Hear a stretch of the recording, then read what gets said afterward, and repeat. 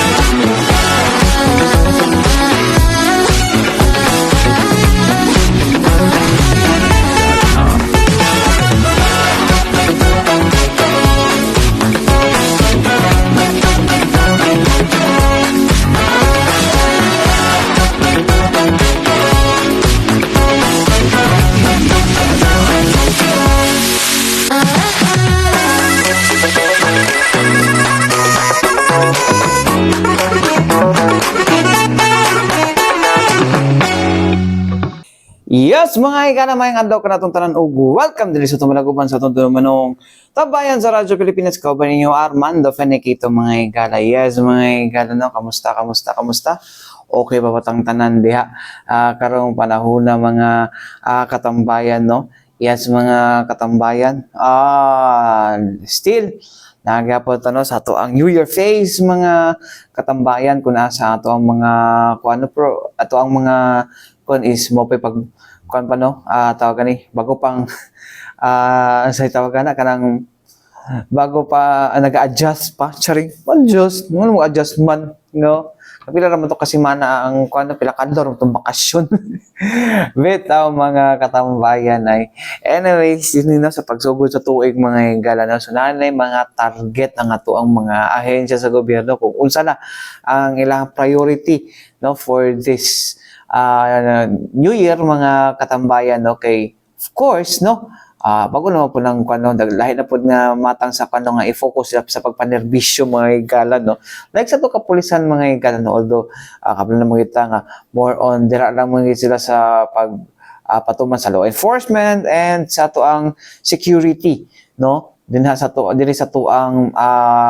diri sa to ang palibot no so kuan po no kudos po sa to ang mga kapulisan mga igala no gikan sa to ang Davao City Police Office hangtod sa to ang Tibok Police Regional Office 11 mga igala no tungod sa pag-ubos sa kaning ihap sa krimen niadtong 2025 mga igala comparing to 2024 no so mas kuan mga igala tawagan ni mas nabantayan gid nila mga igala no and mas na-improve no ang pag kaning ginatawag nato nga pag kaning pagpa sa tuang pagpakusog sa tuang police visibility no nga mao nay ginapangayo gyud sa tong katawhan no kay para kung asa sila mo kan dali sila makapangayo og tabang no o daghan kay na nahitabo last year mga igala no for example there's Davao City no last 2020 daghang mga issue last 2024 no nga wala day pulis na daw nga nagabantay no Pero pag-abot ni Colonel Manan Muarip mga higala no, as acting city director mga higala, agoy, to anak mga pulis mga higala sa mga kalsada. O ka na nga mga pulis mga higala, di lang static na. Tanan, roving. Ana, mo nang tama gid mga higala. Anyways, mga higala, alang sa tuang panuunang hanig mga higala sa tuang hisgotanan mga higala atong paminaw kung unsa ang target or unsa ba ang focus karon sa atuang sa atuang unsa ni sa atuang police Davao City Police Office mga higala since nagbaba magid mga higala 23 atong tan-awon mga higala kay moment to ang 23.35 ba to ang ibaba sa ilahang kwan diri asa man to dahil danggit mga katambayan ha ayun 23.25% no sa kwan mga higala no ang giubos mga higala gikan sa 708 incidents nitong 2024 542 incidents na lang natala mga higala. So anyways mga higala, atong paminaw mga higala no antig pamaba sa tuang Davao City Police Office nga si Captain Hazel Caballero Tuazon mga higala no kung unsa ba ang focus sa DCPO karong tuiga. Paminaw na to.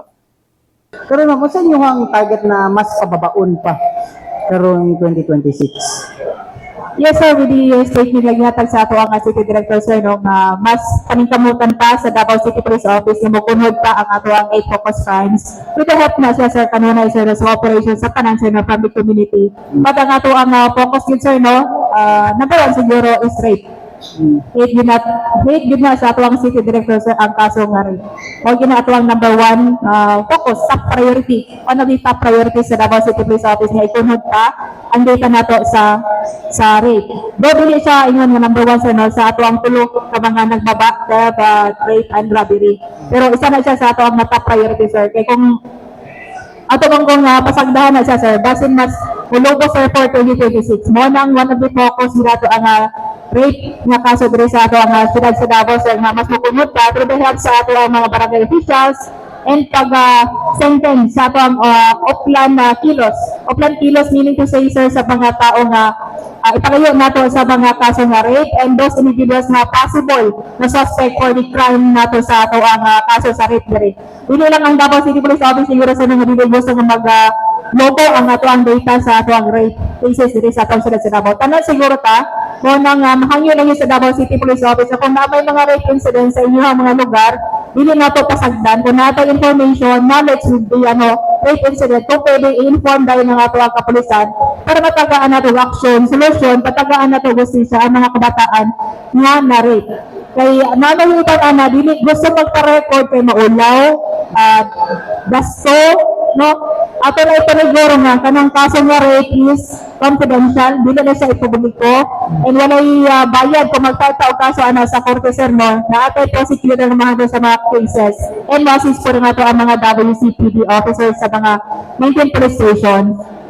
And number 2 siguro sir no, robbery, especially those robbery nga na mga involved na kutsilyo, pistola, pero sa time ni Sir Muarib sir nato mga solutions nga gibuhat sir para dili na sila napamambiktima pa o mga inosenteng individual. So with the help sa ato ang pagsatag sa mga security forces nga nato sa atong area of responsibility, dili lang effort sa Davao City Police Officer no kapag maintain sa ato ang prison order sa atong siyudad sa Davao, kundi kinabangay ka tanan no.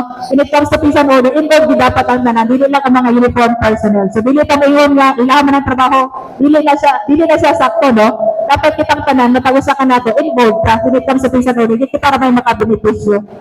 So mga mga higala no, ang pahayag ni Captain Hazel Caballero Tuazon ng tigpamaba sa Davao City Police Office mga higala no, with regards sa plano sa ato ang DCPO mga higala no, matutukan karong 2026 no. So mo to yang giingon no, mo ni karon no bago-bago lang pod giingon ni Colonel Manan Muarip mga higala na ang City Director kani ginatawag na to nga Oplan Neneng.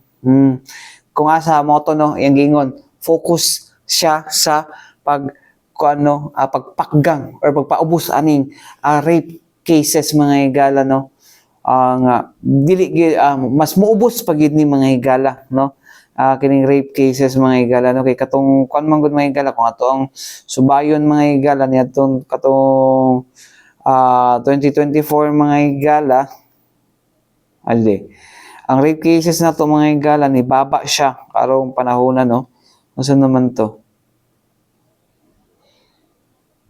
nawa man to kung kunara day na asa man to wala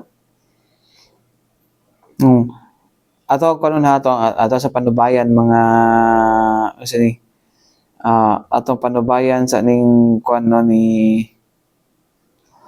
Ma'am Hazel mga higala na layo na ba ito? Ayun. Ang rape case atong ni Agi mga higala no nasa 193 pero katong 2024 193 pero pag abot 2025 ni baba no by 63 mga cases mga higala ang giubos mga higala nga natala diha sa tuang kuan no so mo na ang kuan gyud mga higala tutukan gyud mga higala no kaning sa si Uplan nining mga higala. Anyways, mga higala, dinhi pud ta sa ato ang kuan pud no sa ato ang Police Regional Office 11 mga higala. Kumasa same yapon of course sila man sila organization ang BCPO under mo na sila sa Police Regional Office 11.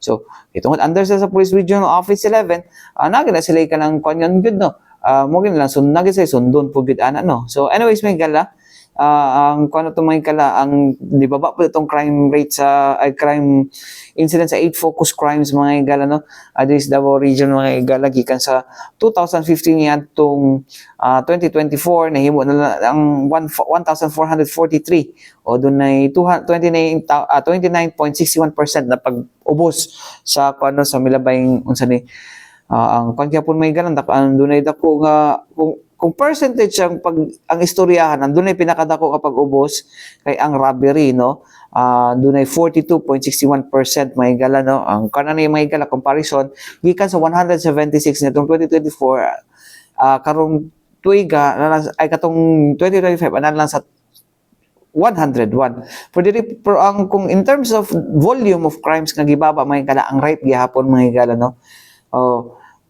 kay ang 500 na atong kuan mga higala na 589 no nga natala ni atong 2024 katong 2025 nasa 361 so dako gid mga higala pero ang kuan na ang bawas na is nasa 38.71% mga higala if percentage atong hisgutan no.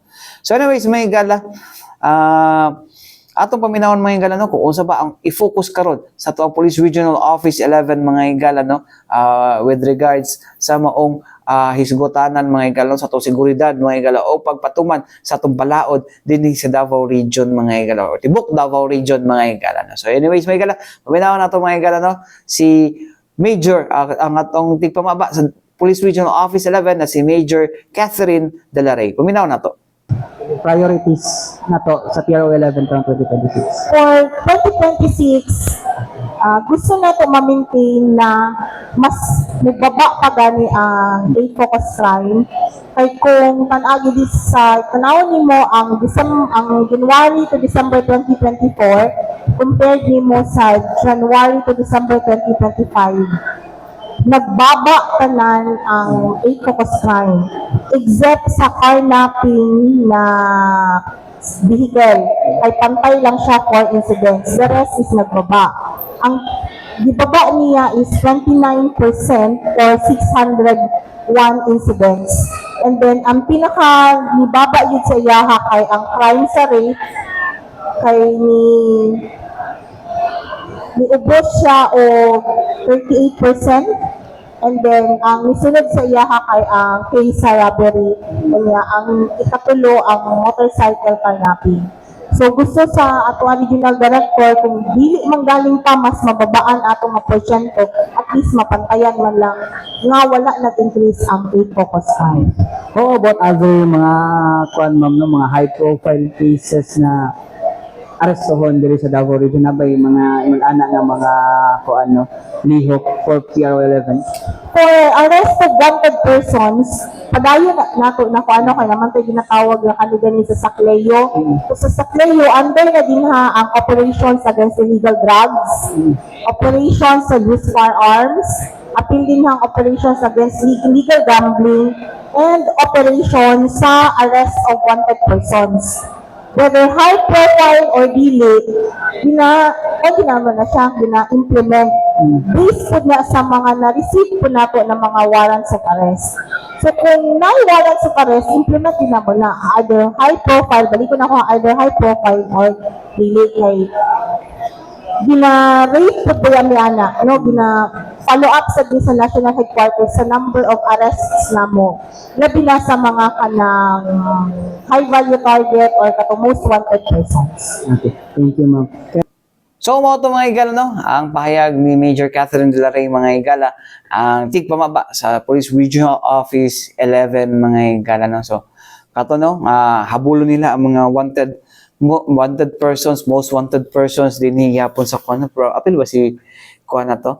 Apil ba si Senator Bato de la Rosa to? Well, sa korte na to, wala pa siya warrant of arrest. Pero sa ingon, ICC na daw. Pero amot lang ha. Pero ingon si kuwan mga higala, Attorney Guanzon mga higala, dili mo ito nag-warrant of arrest ang kuwan do eh. Warrant of arrest ang ato ang unsa ni? Ang International Criminal Court. Well, amot lang. Tumawa na mga higala, no? Ang focus sa to ang ang giingon kaganiha kung dili man mapababa ma-maintain nato mga higala, no, although wala magi direct threat pa so far ingon kung atong pagbasihan ng ato ang mga men in uniform mga higala, no, nga mga opisyal wala pa man nata mga higala, but gusto nila pa kay ingon sila nga ang krimen manggod mga higala is kan mo gali di mo gud ni muna mahibaw ang kanu sana siya may tabo, no. Ang ablo ang mga kriminal pod hulaton ra pod, no, kung asa sila makabinta, no, or makakuan sa kontahe kaning asa sila makakita gigayon, ana lang. So anyways mga higala, balik ito man lang sa mga importanteng pahinumdum ng atong sibianan. Balik kita mga higala din sa ito palaguban sa itong tulumanong tambayan sa Radyo Pilipinas. Kauban ninyo Armando Feniquito mga higala. Yes, mga higala, no? Back to school na mga kwan karon, no? Ato ang mga of course back to school na basta January mo. Balik mo sa klase mga higala gino. Ang ato ang mga kabataan mga higala. But anyways mga higala niyo ako back to school. Unsa man bagong enroll? After vacation mamalik sa eskwela. No? Pero dinita mga higala sa isgutanan gikan sa to ang Department of Information Communications Technology mga higala kun DICT, no, kun asa nasli bagong programa karon mga higala, no, kanang ginatawag nila nga unsa ni gitawag nila nga Bayanihan SIM project mga higala. Mo ni siya ang Bayanihan kan mga higala, no, SIM project dili ito mamaligya ka og kaning SIM, no, ang kan mga higala ang Bayanihan SIM project mga higala. Mo na siya ang katong kuan mga higala, no, ginatawag nila nga proyekto mga higala, part silang commitment mga higala na nila wala day biya ay mga higala sa digital bayanihan mga higala, no. Ang kuan nila mga higala is muhatag sila kanang SIM cards, no, og mobile data sa mga estudyante, no, mga estudyante especially dito sa mga underserved mga higala nga mga lugar mga higala, no, layo mga barangay, no. Maghatag sila SIM dito mga higala, no, para sumala pa lagi ang ingon nito is mahatag equal opportunity, no, in digital learning mga higala. Tapos ilahang kon mga higala is mahatag sila free internet mga higala, no, sa mga beneficiaries, no, na mga beneficiaries na hatagan mga higala, no. So mao na ang kuan mga higala, no, ang tumong sa kaning Bayanihan SIM project mga higala, no. So I think ang kuan is nasa piliyon ng mga estudyante, siguro katong mga aside sa underserved katong wagi kakaya gid mga higala nga kuan jud no, makapalit og data, no, para silang research, silang kuan, no, mag-search, no, or mag-online class, no, kung sa panahon nga na kalamidad or kuan mag-online class, di ba? So mo ni ang kwan, no? Pero di ko ni siya magkanang kwan gud kanang modo magkanang di siya kanang forever, but at least makatabang po di siya mga higala nung adto sa tuong mga estudyante, no? But anyways, mga higala, alang sa ubang detalye mga higala with regards aning Bayanihan SIM project mga higala na ato paminawan mga higala, ang officer in charge, no, sa Technical Operations Division sa Department of Information Communications Technology Region 11 mga higala, si Engineer Eduardo Tukib mga higala, no. Iyang i-explain mga higala kung unsa ning programa sa Bayanihan SIM SIM card, Bayanihan SIM project mga higala, ipanghatag, no, sa pipila ka mga estudyante, no, especially sa mga lagyong barangay dinhi sa tuwa sa Davao Region mga higala. Paminaw na to. Actually, we have for nationwide, no, ang project is 360 sites nationwide. Pero yung nabig lang is 251. May naiwan na for rebidding na naman is 109 sites. Pag sinabi natin sites, ito yung mga school sites. And then out of the 251 na nabig, 205 of which is underserved and 46 is unserved.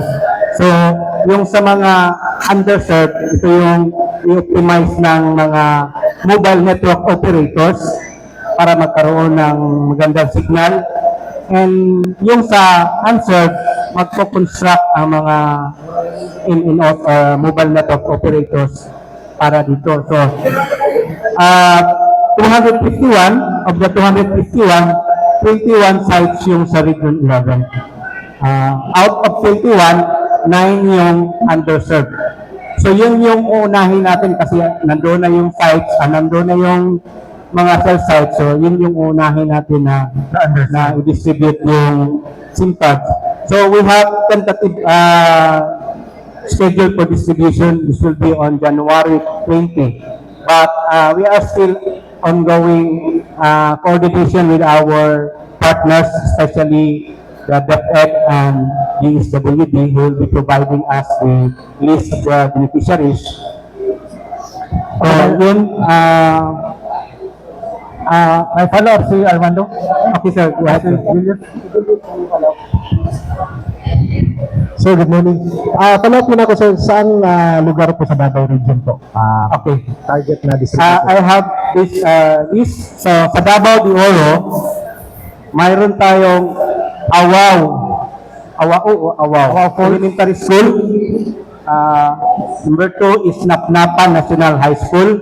Number 3, Ilading National High School. Then, Talian Elementary School. And Andili National High School. These are underserved. Unahin ko lang yung underserved kasi ito yung unahin natin sa distribution. And then, meron din tayo sa Davao del Norte, which is the San Isidro Elementary School. For Davao Occidental, we have William Joyce Senior Elementary School and Don Marcelino National High School. For Davao Oriental, mayroon tayong isa, Il Tamay Elementary School. Yun yung mga underserved. For the unserved, sa Davao de Oro, mayroon tayong 5, Prosperidad Elementary School, Buringot Elementary School, Panamin Elementary School, Barubo Elementary School, and Tamanlangan Elementary School. For Davao del Sur, we have Malupo Elementary School. For Davao del Norte, we have Barubo Elementary School and Sagaying Elementary School.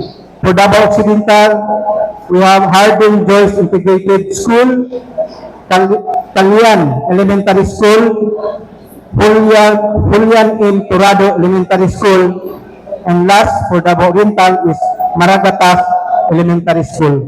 So yun yung 21 sites o 21 schools na cover dito sa ating Bayanihan SIM card project. Okay, thank you. Then we go to unserved.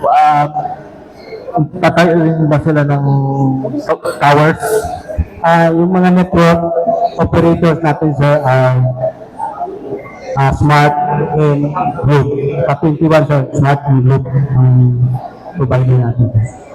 Walang bayaran tong mga lalo na kung yung 25 gigabytes for 1 month siya, then mag-reload. Yes sir, mag-automatic siya sir sa first day of the month. Mag-activate na naman yung 25 gigabyte na data. If maubos na 25 gigabyte before the month end, wala na siya. So kung nahurot na to sir, pwede mag-top up ang atong beneficiaries para maka-connect natin siya. SIM lang, wala yung phone. Wala. For this project sir, SIM card lang talaga sir kasi focus lang sa provision of connectivity sa mga students and teachers. Sandy dan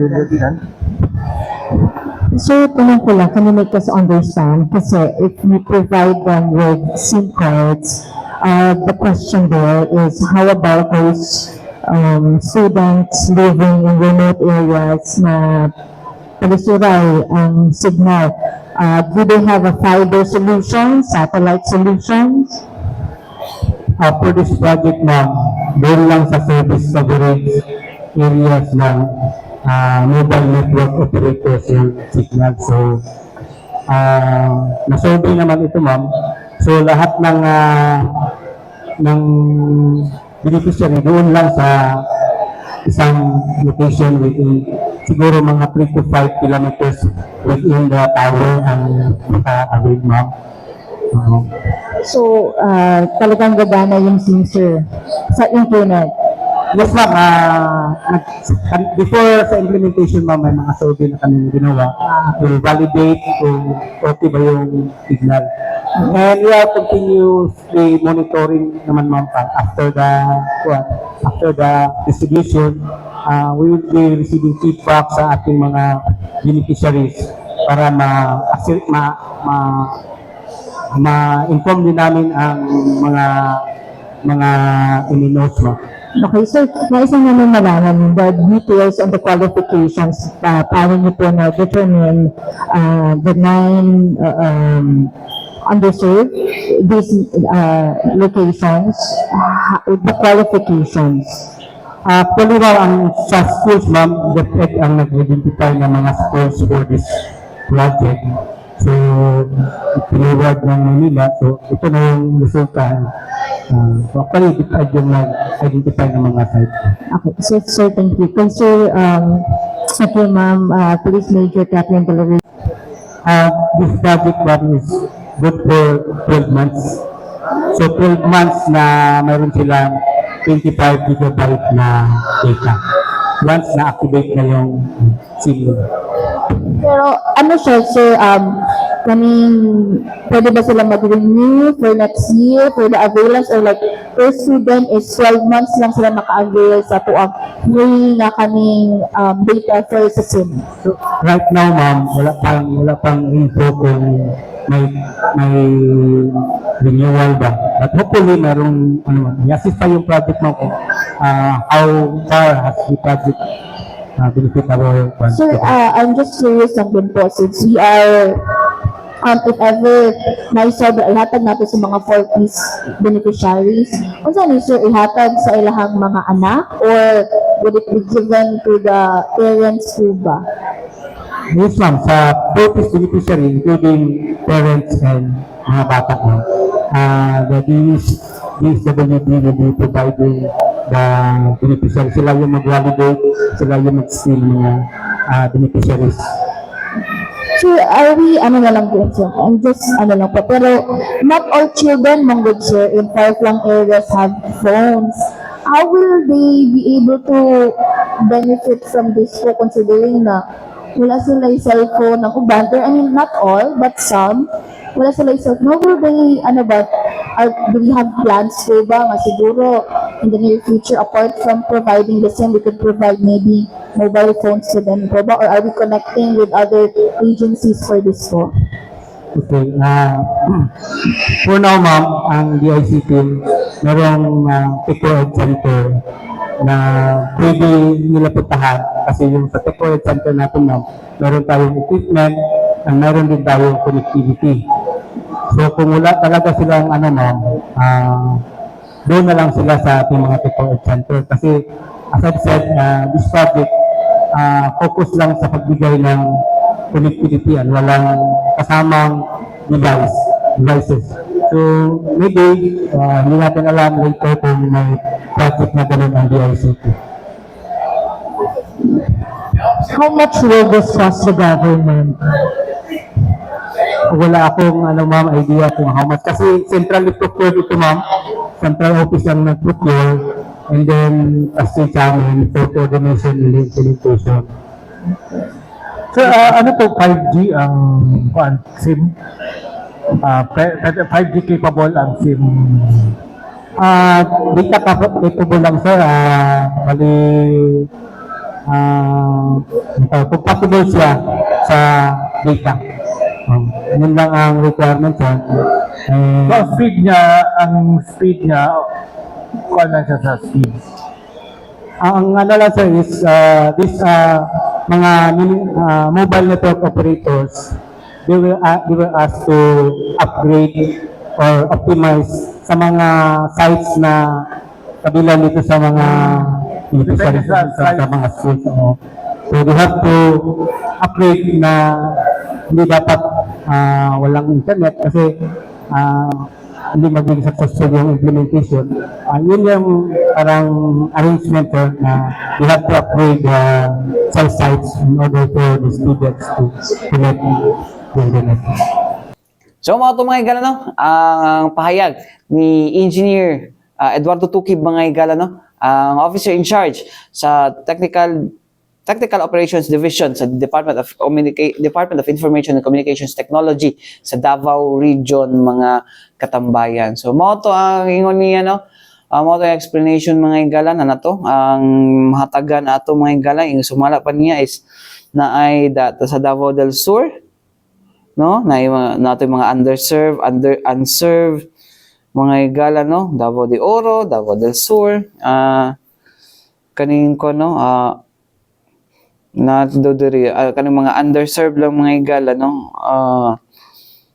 Dagan po din niyo, pero ang Davao de Oro mo to Awao Elementary School na napnapan nila National High School, Kilagding National High School, Talian Elementary School, Prosperidad Elementary School, Buringot Elementary School, Panamin Elementary School, amot asa ni dapita mga igala, Barobo Elementary School, Andili National High School, Kamanlangan Elementary School.